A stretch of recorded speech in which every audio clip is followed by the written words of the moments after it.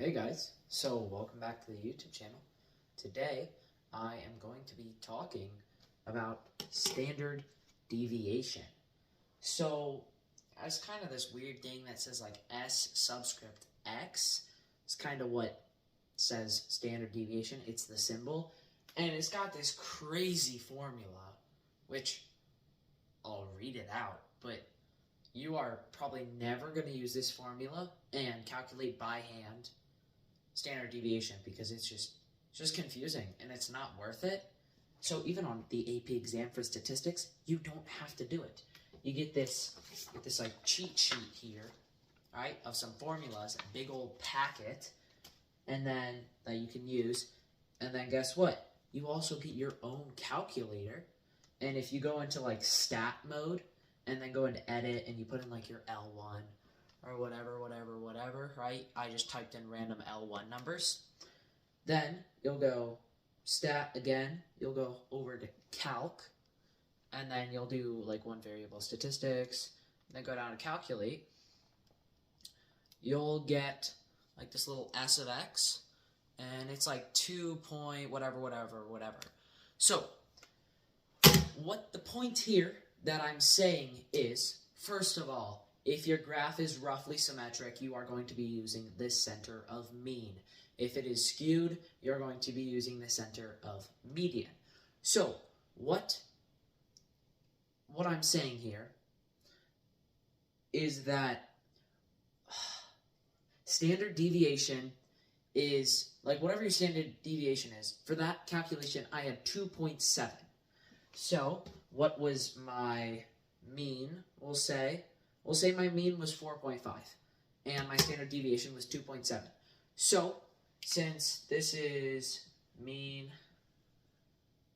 of 4.5 and like SD of 2.7, this means that a typical response will range roughly within 2.7 of whatever measurement we use. I'll just say like grams for some reason.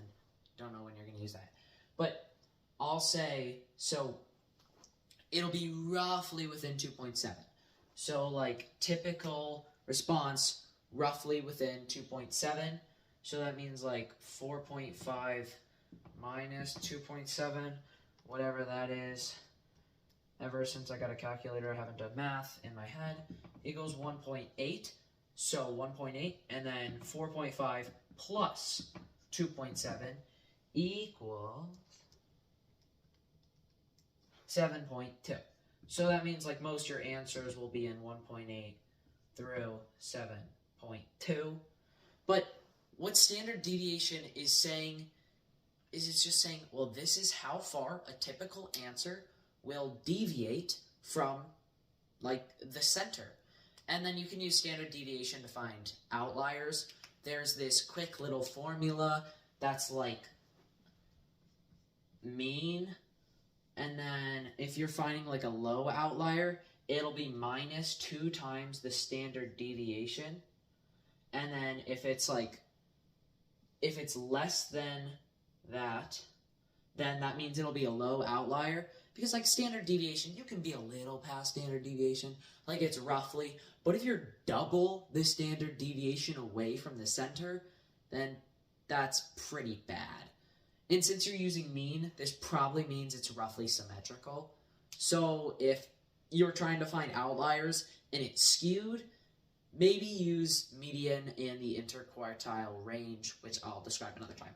And then, so again, this is roughly symmetrical. If it's greater than the mean plus 2 times the standard deviation, I always write just SD because it's faster than writing S subscript X, then you have a high outlier. So this formula here, which I'm just going to move to for some reason, is S subscript X equals the root of sigma, so like the addition of X minus the mean squared over n minus 1. That's confusing, plugging a lot of things in, and you're going to get a nasty number like 2.78444. It's just going to go repeating. You're going to have to round, and it's just a ton of work. And the thing is, if you have a calculator, It'll do it for you.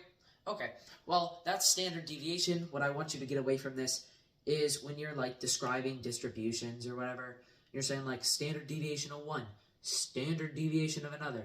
You're saying like, okay, this one is more variable because it varies like up to 5 units away from the center, while the other one is like much more stable, more symmetric, because it only varies like 1 unit from the middle. And again, these are on the typical. Like typically, it'll only vary the standard deviation in one way or the other. Like in between, like standard deviation one end, standard deviation on the other end. It'll only vary that for the typical number. Some might vary a little more, but they're not outliers yet. And then some, if they're like outside, like roughly symmetric, like they're way outside standard deviation, they're probably outliers. You'd probably check into that using like this formula if it's symmetric, or like center plus 1.5 times interquartile range, which I'll go over another time because that's a lot. Okay, well, I hope this video was helpful, and thank you very much for watching.